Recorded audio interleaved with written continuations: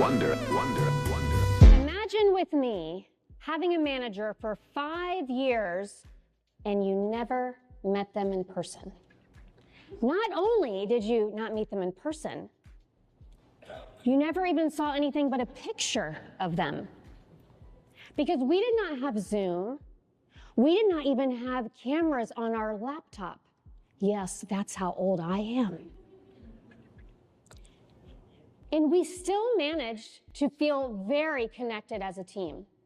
I felt very close to her. She was my manager for 6 years, and we had to beg to see each other as a team, and that didn't happen until year 5. I have worked remote since 2002, when people would say, "What's that?" Because I traveled 48 weeks a year, so they allowed us to work from home. I also managed a team of up to 18 people once, remotely, globally. So I tell you this so that you know I have a little bit of street cred. I want you to think about the next hour or so like a buffet. Now, most people do not eat every single thing on a buffet.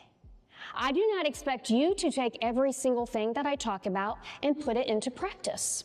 Just like if I give a tip or a suggestion, there's nothing wrong with that suggestion. It just may not work for what you do in your role. So we're going to cover 3 different areas today.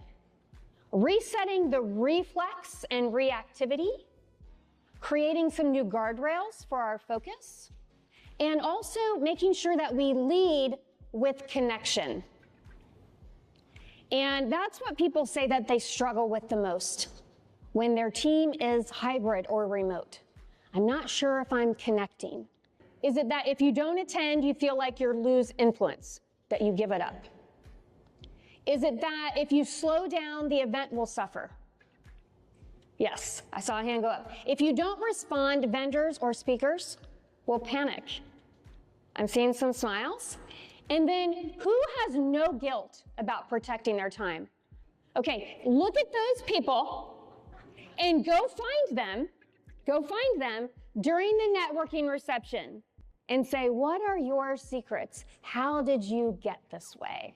And sometimes when we solve problems to save them, you're actually stealing an opportunity for them to learn, right? I'm seeing some head nods. If you tell somebody, I'm at an event all day, I need you to be in charge of X, but then you step in, you've just told them, I don't trust you. You've just disempowered them. So sometimes waiting to respond is actually a way to contribute to their professional growth. When we are under constant urgency and firefighting mode, then microstress accumulates. We feel more microstress when we're working remotely because of that productivity paradox, where we feel like if we don't respond now, they're not going to think I'm working. We have something to prove. Even though if we were in an office and we went to the bathroom and it took us 10 minutes because maybe we stopped and talked to someone on the way, we wouldn't think twice about it. If we actually went out to lunch away from our house, what? We can do that in an office setting. You wouldn't think anything of it. It would just be connecting with your employees or just running out for lunch, right? So that microstress accumulates, and it accumulates in ways where it contributes to blood pressure increments over time, affects your sleep, affects your cortisol levels. When we have chronic stress, our cortisol levels go up, and elevated cortisol actually affects our decision making. We don't make as effective decisions when we are under stress. Ambiguity, like what channel do I use, all of those things, it can create rework, right? And rework can create longer hours. And fun fact, people who work remote tend to work more, as far as volume, than people who work in the office.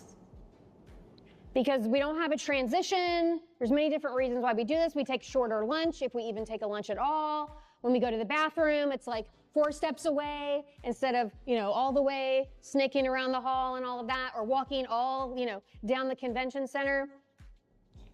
And longer hours can create burnout, and sometimes that can be disguised as engagement, right? So this is why these types of things matter. And we can optimize, but you need to relentlessly prioritize first. So when we think about guardrails, when we are remote, and even when we're not, because I know some of you are hybrid because I asked you before you came in, many people now will start work before they go to the office. They will start work before they officially start work, right? Check their phone in the bed, check the phone in the bathroom, watch it while they're, look at their emails while they're eating breakfast. I'm going to give you a visual. If you are someone that checks your work email in bed, you are sleeping with your company. You are sleeping with your team. You are bringing them into bed with you. And some of you are like, I am never doing that again. Oh, this can change your life. This can change your life. I just put out a podcast episode and a video, I think within the last 3 weeks on this, but I have several of them. So async video screen capture, is different than recording yourself in Zoom or recording yourself in Teams. These are much faster. I prefer Loom. With Loom, I click a button, an extension. I choose the screen because I have multiple monitors. It counts down 3, 2, 1, boom, it's recording. When I click stop, it's ready immediately. I don't have to wait for it to render, anything like that. It has captions, people can write annotations, people can comment on it, boom, it's immediate, it's ready. And this is good to use when tone matters. I am a very direct person in my communication. I can be misconstrued. I can have people misunderstand me easily because I'm very direct. I don't put a lot of fluff in it. And so when I'm recording something, and I just did this last week, my marketing specialist made something for us, and I wanted her to change some things. And if I would have written out, this looks a little juvenile to me, I think we should change the color to this and change this graphic, she might have felt very defensive. What does she mean it looks juvenile? But when I'm recording it, she can hear me say hey friend, this actually looks a little juvenile to me, and I think it should be an airplane instead of a helicopter.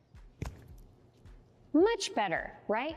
So when your tone matters, but also for visuals, if you have to type something, if I had to type all that out, make screenshots and everything, that video was 47 seconds long. It would have taken me way longer than that to type all that out and capture screenshots. You can also use it as a pre-meeting review. So if you have things that you want a group of people especially to review, send them a short video first. Say, take a look at this. Maybe you're talking through it. And then when you're ready for the meeting, boom, decision time, feedback time. And it's also a way to keep the connection. Sometimes I will just send a Loom of just my face talking to people. And I have done over 300 of these where I did it for my 10th business anniversary. Some of you may have even gotten one a few years ago. I did one, did them when my book came out. But sometimes it's just if I think about something that I did with somebody 6, 7 years ago and they popped in my head, I've recorded just 20 seconds saying oh my gosh, Nicole, I was just thinking about you today. I just want you to know it was so great to work with you. And I thought of you because of Brussels sprouts. Well, 20 seconds. But it means more than just an email sometimes because they can see my face, they can see me smiling. And I'll do this with my team. But I also do this with proposals. And I know for a fact some of you have gotten emails with this. So when I create a proposal for me to speak at the conference or the event that you're planning, you get the proposal. But I also record a short loom, always less than 5 minutes, and I have the proposal up. And I'm just walking through the proposal, pointing out anything that might, need extra description or clarification. And I do that to save you a meeting, because you're rarely the only person making the decision, right? So you can forward my proposal and my 5-minute video that you can speed up and listen to 2.0 speed if you want to, and send it to the committee and say, hey, everybody, watch Marcey Rader, look at this proposal. When we meet on Tuesday, let's make the decision. Or we don't even have to have a meeting now, because she told this better than I could describe it to you. So that's one way I do it as well.